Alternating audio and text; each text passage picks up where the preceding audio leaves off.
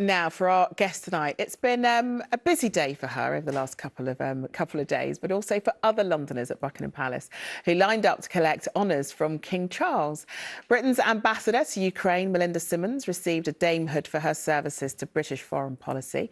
Dame Melinda, who is from Finchley, said she hoped the honour was an opportunity to keep the invasion of Ukraine in people's minds. And Queen guitarist Sir Brian May was officially awarded his knighthood for services to music and charity. And as I mentioned earlier, less than 24 hours after a performance for the King at Westminster Abbey, saxophonist YolanDa Brown was in front of His Majesty again to collect her OBE. And she is here with us right now, and I'm very excited because I've not seen you for so long. Oh, it's wonderful to see you. It's been a busy couple of days. It has been. So let's start with the OBE. What was that like earlier? It was absolutely amazing. In fact, it feels like an absolute dream. So I loved watching that footage because it all goes so quickly, you know.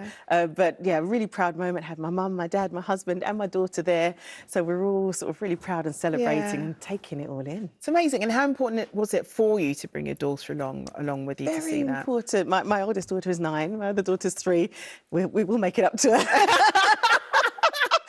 But she understands it all and, you know, researching it all at school, and she's very proud. But it's really nice to see that inspiration coming through as well. Also to see, I guess, you know, all the work you do, see that recognised in what is such an opulent venue, really. So it's lovely. And we don't do it for the recognition, but it is nice. You get a little flutter in the heart. So all the hard work is worth it, you know? But it is about recognition, because you didn't just get this for music. You got this for music and education, and also about your work as a broadcaster, obviously. Because you do a lot in your work about making sure that kids understand music, see the importance of music. And why is that important to you?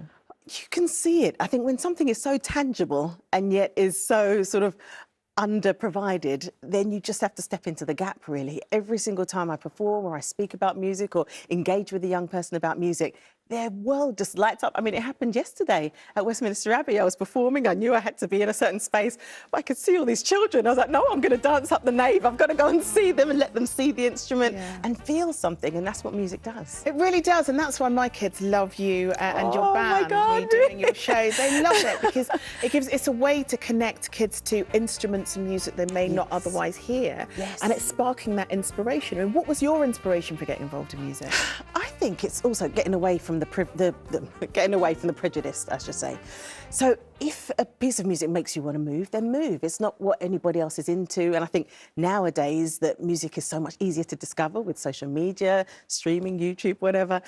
People can just listen to what they like. And I think children teach us that very quickly. If they like something that makes them move, it doesn't matter if it's classical, Latin, salsa, whatever, they will just enjoy it. So who introduced that to you? My dad. My dad's record collection is still the holy grail for us. He's got everything under the sun. We're from Jamaica, and so reggae, ska, mento, but then from opera to everything it's beautiful, and you can see that in your music. And I know that Sally has joined us now in the studio. You can do the weather in just a second. And that was one of the things that excited you about meeting YolanDa, wasn't it? It was just all the different genres and how exciting she makes it. Oh my goodness, exactly. And the fact that she nearly didn't do music, which just blows my mind considering how successful she's been. My favourite story that YolanDa told me when we did my little bit of London was the fact that she has a shoe fetish, unlike me. She has a shoe fetish. And she's so sweet. When she does a gig, she gives out a pair of her shoes to the audience. I have been known to give away a couple of pairs of shoes, but it's lovely. I do love shoes. I had a nice couple. Well, I suggested that you lob them out. You're like, no, Sally, stilettos are not flying through the audience. We'll work out if YolanDa's brought me shoes in just a second. But you've been out and about, haven't you, today?